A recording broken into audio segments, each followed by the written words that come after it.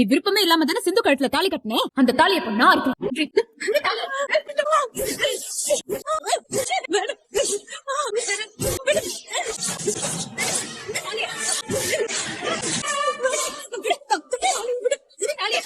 உங்க அம்மாக்கு heart surgery பண்ணணும்னு ஸ்னேகா சொன்னாங்களா? ஆமா சார். அதுக்கு லட்சக்கணக்குல பணம் செலவாகும்னு இவங்க சொன்னாங்களா? ஆமா சார். சோ உங்க அம்மாக்கு ஃப்ரீயா சர்ஜரி பண்றேன், நான் சொல்ற கதையெல்லாம் பஞ்சாயத்துல எல்லார் முன்னாடியும் சொல்லுன்னு ஸ்னேகா உங்ககிட்ட சொல்லிருக்கான். Hello sir, mind your word. எனக்கு ஒண்ணும் அப்படியெல்லாம் சொல்ல வைக்கணும்னு அவசியம் கிடையாது. சொல்லானாதான் உண்மையை சொல்றான். சரி, இந்த உண்மையை ஏன் இத்தனை நாளா சொல்லல?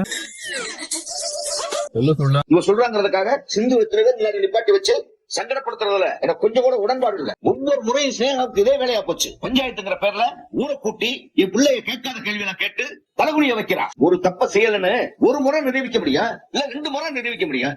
அதையே வாழ்க்கை முழுக்க நிரூபிக்கணும்னா அவ எப்படி வாழ முடியும்? இன்னொரு தடவை ஸ்னேகா உண்மையை நிரூபிக்கிறோம்னு கூட்டத்தை கூட்டி வந்து நிக்க கூடாது. இதுவே முதல்ல கடைசி